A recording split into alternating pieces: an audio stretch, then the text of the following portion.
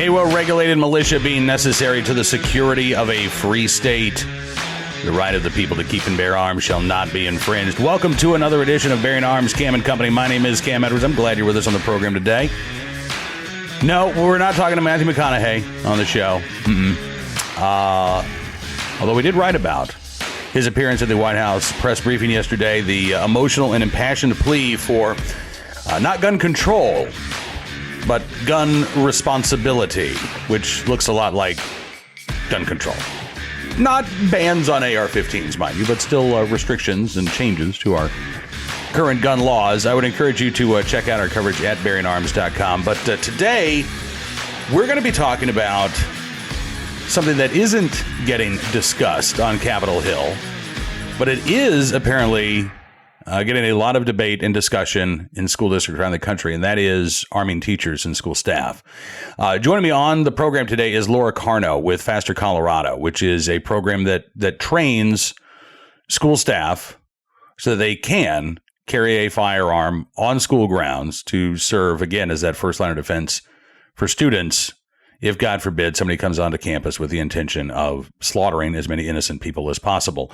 Laura has been talking to a lot of folks since the shooting in Uvalde, and I wanted to get caught up with her because I think this is a really underreported story. The number of districts out there that are quietly considering arming employees. Take a look and listen. Laura, thank you so much for coming on the program. It's great talking with you again. Yeah, absolutely. Thanks for having me. So I just want you to give folks an idea of what Faster Colorado is all about. I know this is an offshoot of the Faster program in Ohio, but what is it that you do, and how long have you all been doing this in Colorado? Yeah, so it's already been 6 years since we started Faster Colorado, and you're right, it was an offshoot of Faster Saves Lives in Ohio. They helped get us started out here. But what we do is we offer free or low-cost training to schools that can't afford great training for their armed school staff. Many schools, because we're this far into it, can afford the tuition now. But we want to make sure that the armed school staff in Colorado have access to world-class training, not just adequate training, which is what many of them were left with before Faster Colorado was here. So we just want them to have the best chance possible of saving lives. What is the law in Colorado around armed school staff? I mean, what are the restrictions? What are the provisions? What options do districts have? Yeah, and that's a great question because it's different state to state. Here in Colorado, the school board or the charter school board has to approve the policy, pass a resolution, which essentially exempts them from the Gun-Free Schools Act. And allows them to add members of their staff, whether it's a teacher or a janitor or a coach or principal, to their security team, and then they can lawfully carry on campus.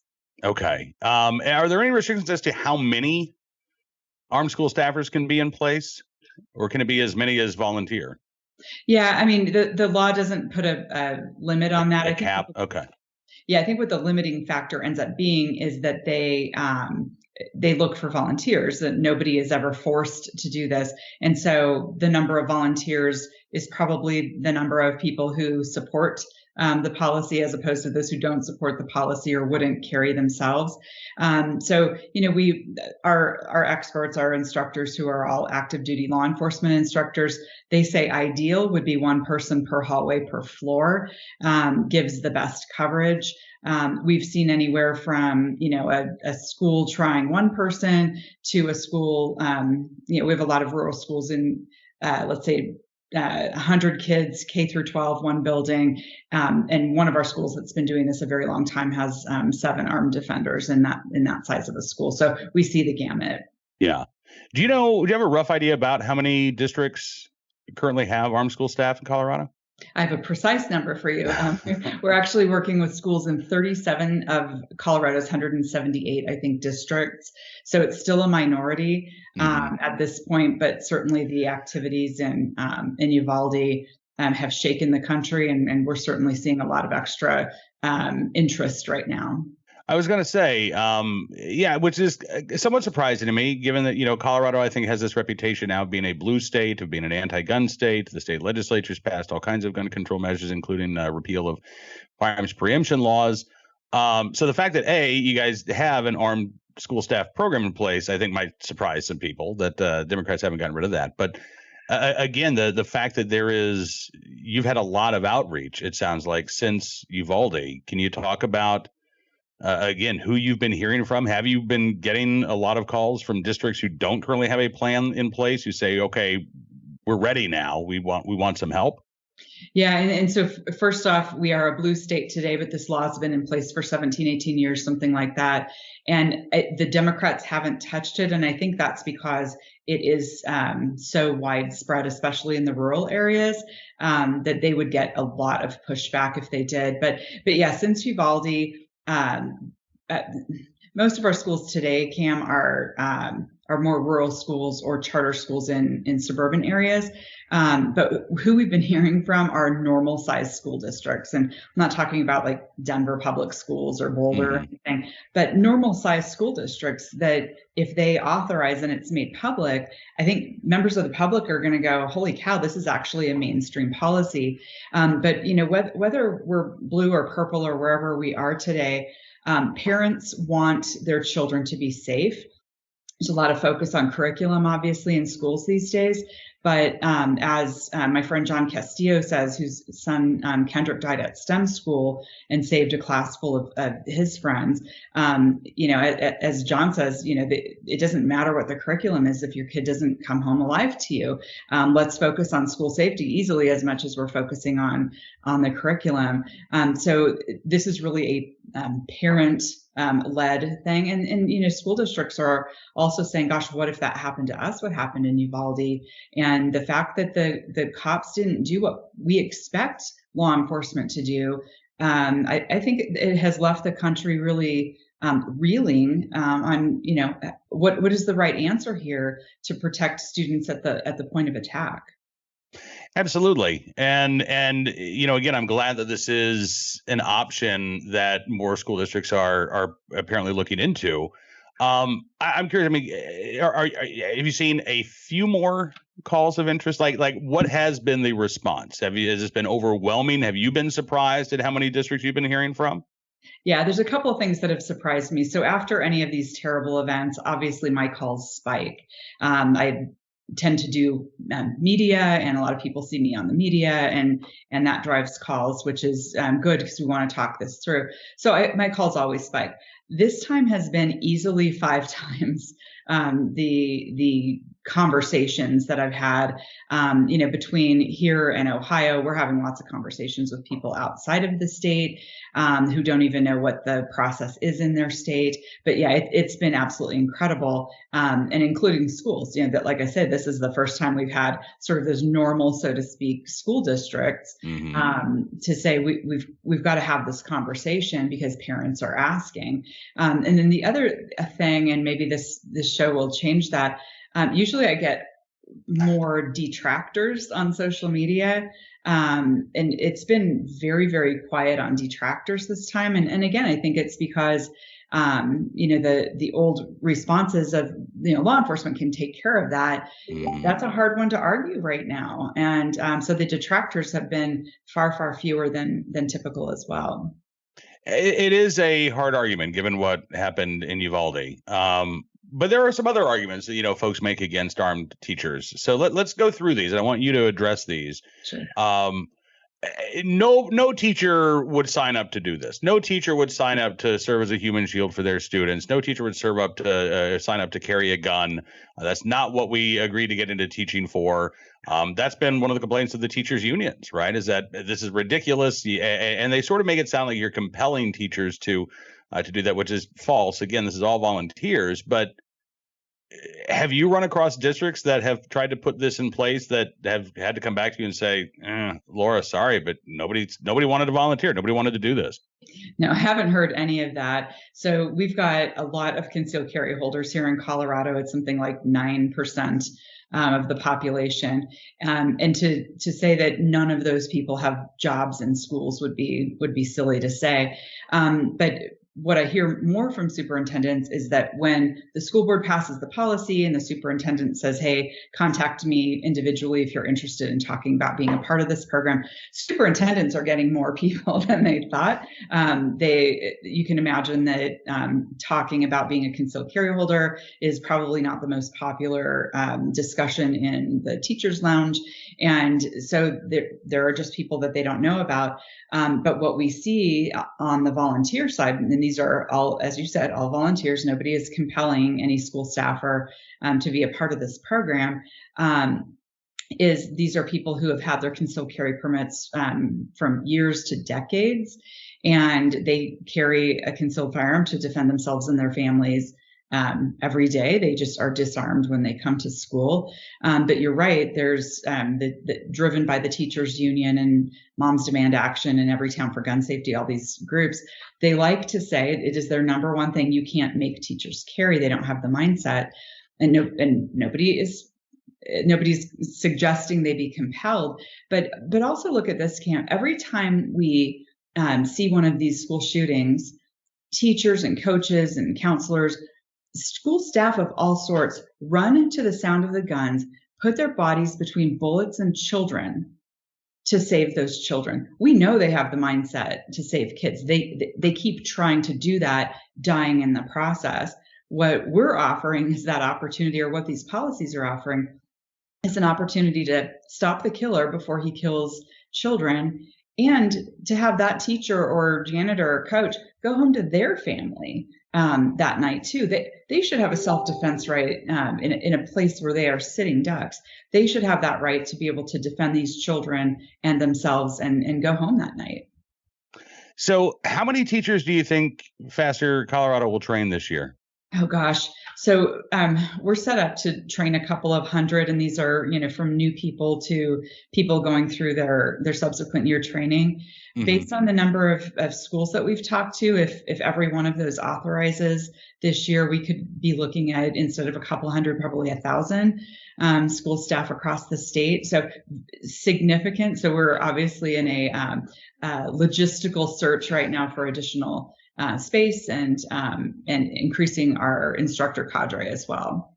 All right. So just on the off chance that there's anybody watching or listening who can help, maybe they're in Colorado, maybe they got some land, maybe they got an empty building that they want to help convert into a range for you guys. How can folks reach out? How can they help Faster Colorado if they want to?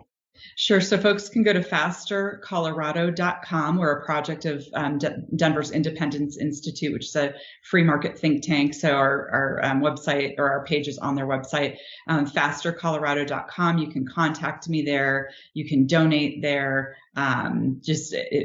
We're getting so much contact. I'm really hopeful that we keep hearing from people that want to help. It's been great to hear from so many people. I am glad that you all have been getting that response. Again, as you say, this is all about making sure that our kids and the adults in these schools stay safe. Laura Carno, always good talking to you. Thanks so much for joining me on the program, and look forward to doing this again soon. Great. Sounds great. Thanks so much. I appreciate Laura joining us on the program today, and we will be checking back maybe towards the start of the school year in the fall to see just how many of those districts that have reached out to her have followed through and have now put a plan in place where they will have armed school staff. But, again, the media doesn't like to talk about it. The teachers union say, nobody wants to do it. But that's just not the reality of what we see in states with these programs in place, whether it's Colorado, Ohio, Florida, Texas, or a number of other states. As Laura said, it's generally not a lack of volunteers. In fact, she's never had that problem. It's generally a matter of deciding, okay, how many people can we afford to train? And we're going to have to pick and choose among those volunteers as to who's going to be that first wave of armed school staff. Again, that's something that really just isn't presented by the mainstream media, but it is happening in dozens, if not hundreds, of school districts around the country right now. All right, turning our attention to today's Armed Citizen story, our good deed of the day, and our recidivist report. We're going to start there with a story out of South Carolina, where a group of Lowcountry moms are calling out prosecutors and judges for what they say is a light on crime attitude that is putting repeat offenders back out onto the streets. The Racial Justice Network held a press conference on Tuesday to highlight what's happening in South Carolina. One mom whose son was shot and killed by a person who had just been released for another crime said, quote, "The one that allegedly shot my son was just released from jail on the 17th of October. Her son was killed on November the 8th. Another mom said, me and my son, we were victimized last year, not even a year ago, July. She said of her son's accused killer, he was out on bond within weeks after the crime. The judge nor the solicitor didn't even know if my son was going to survive or not, but he's able to get a bond and he's been out on the streets doing whatever he wants to do. And I don't feel like that's fair at all." Another mom talked about her son who was murdered on February 7th, 2021 in the Liberty Hill community in South Carolina. She said, "My mother was at Liberty Hill for 61 years. Since this has happened to us, to her grandson, which is my son, she's refused to come back home. She fears for her life because the person who they said has done it is still walking around Liberty Hill." One of these moms said, quote, "I'm calling on the judges, the solicitors. Please consider this. These guys are coming into our communities. They don't care who they victimize. You know, my son today, it could be your son tomorrow. It could be the judge's son tomorrow." They said, "We just want to address it, that these offenders need to stay in jail. I understand the overcrowding. However, it is our lives at stake." And again, there are a lot of parents and a lot of communities around the country who could make the same impassioned plea for the justice system to actually treat violent offenders seriously. And unfortunately, again, in all too many communities across this country, that is simply not happening. Today's Armed Citizen story from St. Louis, Missouri, where a Ring camera caught a shootout between burglars and a homeowner. Yeah, the homeowner apparently had heard noises outside his house, went out to investigate, and saw four individuals who were breaking into vehicles there. Two of those suspects then shot at the homeowner. Authorities say the resident, fearing for his life, shot back. According to reports, the suspects fled the area. They did not report any injuries to the homeowner or any other residents. Don't know if any of the would-be car burglars were shot by the homeowner. According to the St. Louis police, the four suspects remain at large at this point, but authorities are encouraging anybody with information to come forward. Again, thankfully, the homeowner able to protect himself from the armed criminals there in his driveway and in his neighborhood. And finally today, our good deed of the day from Braintree, Massachusetts, where officers in the right place at the right time, willing and able to do the right thing to save a woman who was having a heart attack at a movie theater. This apparently, the call came in as a woman who was choking. But when Officer Chris Horrigan got there, he found the woman unconscious on the floor and began doing chest compressions. He then asked responding officer Mark Gibbons to bring him a medical kit because the woman did not have a pulse at that point. There were multiple other officers who responded, some of whom brought an AED from their cruiser. After they were able to shock the woman's heart, they were able to get a pulse again. She was alert and talking to paramedics in the ambulance when she was transported to a nearby hospital. The woman's husband said afterwards that she had thrown up 45 minutes earlier, but wanted to stay and finish the movie. And again, the medical personnel who responded determined that the woman had not been choking, but was in fact suffering from a heart attack, able to give her the correct medical response. They were able to save her life. The woman is alive, is expected to recover. Again, because of the quick thinking and the fast actions of officers, including Officer Chris Horrigan, there in Braintree, Massachusetts. We thank you for your very good deed. Now, that is all the time we've got for you on this edition of Bearing Arms Cam & Company. I want to thank you for being a part of the program as always. We'll be back tomorrow with even more Second Amendment news and information that you need to know about. I would encourage you, contact your senators, contact your Congress members. Well, your one representative, I guess, as well as your two senators.